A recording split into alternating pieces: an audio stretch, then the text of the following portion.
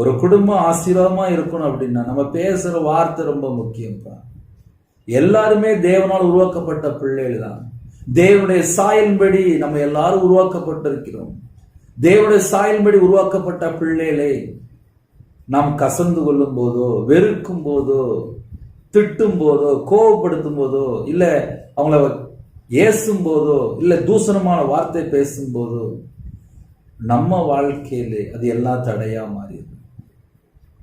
நாவை அடக்க ஒரு மனுஷனாலும் கூடாது, அது அடங்காத பொல்லாங்குள்ளதும் சாவுக்கு ஏதுவான விஷம் நிறைந்ததுமா இருக்கிறது. இன்னைக்கு நிறைய குடும்பத்துல இதுதான் பிரச்சனை. இந்த விஷத்தெல்லாம் உள்ள வச்சுக்கிட்டு அப்புறம் என் வாழ்க்கையில எனக்கு என்ன தடை வாயை திறந்து யாரையா உட்காந்து ஏசிட்டு இருப்பாங்க. அவன் நல்லவனா, அவன் நல்லவளா, நான் எப்படி அப்படின்னு சொல்லி உட்கார்ந்து கணக்கு போட்டுட்டு இருப்பாங்க. தேவனை நோக்கி பார்த்தால் நம்முடைய முகம் பிரகாசமா இருக்கும். ஆனா மனுஷனை நோக்கி பார்க்கும்போது அவங்களோட குறைய உட்காந்து பார்த்துட்டு இருப்பாங்க. வேண்டாம். கர்த்தருடைய பிள்ளைகள் ஆசீர்வாதத்தை பெற்றுக்கொள்ளணும் அப்படின்னா சில காரியங்களை விட்டு விலகி ஓடிடணும். ஹல்லேலூயா. யாக்கோபு 4ஆம் அதிகாரம் 14, 15, 16 ஆகிய வசனங்கள்.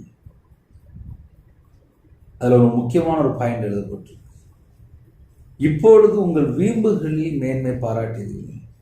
இப்படிப்பட்ட மேன்மை பாராட்டல் யாவும் பொல்லாங்காயிருக்கு. கர்த்தருடைய பிள்ளைகள் எதை அறிந்து கொள்ளணும் அப்படின்னா, சில குடும்பத்தில் வீம்பு மட்டும்தான் பேசிட்டு இருப்பாங்க. வீம்பு பேசும்போது அது ஆபத்தா மாறிடும். நான் தான் எல்லாம் செஞ்சேன், நான் தான் எனக்கு எல்லாம் தெரியும், நான் தான் வியாபாரம் பார்க்கேன், நான் தான் பணம் சம்பாதிக்கேன் அப்படின்னு சொல்லி நிறைய காரியங்கள் பேசுவாங்க.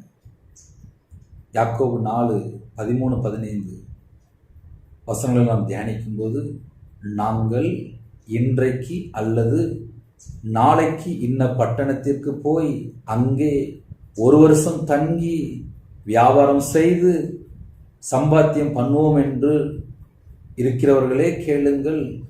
நாளைக்கு நடப்பது உங்களுக்கு தெரியாது. உங்கள் ஜீவன் எப்படிப்பட்டது? கொஞ்ச காலத்திலே தோன்றி பின்பு தோன்றாமற் போகிற புகையைப் போல் இருக்கிறதே. ஆதலால் ஆண்டவர் சித்தமானால் நாங்களும் உயிரோடு இருந்தால் இன்னென்னதை செய்வோம் என்று சொல்ல வேண்டும். அப்படின்னா என்ன அர்த்தம் அப்படின்னா, நான் அந்த பட்டணத்தில் போய் சம்பாத்தியம் பண்ணிடுவேன், நான் அந்த ஊரில் போய் சம்பாத்தியம் பண்ணிடுவேன். சில குடும்பத்தில் வாலிப பிள்ளைகள், வாலிப பையங்க உள்ளூரில் வேலை கொஞ்சம் சம்பளம் கம்மியாக இருக்கும். உடனே என்ன பண்ணுவாங்கன்னா வெளியூருக்கு போயிடுவாங்க. வேறு ஊரில் போய், வேறு இடத்துல போய், வேறு நாட்டில் போய் அங்கே போய் சம்பாத்தியம் பண்ண போயிடுவாங்க.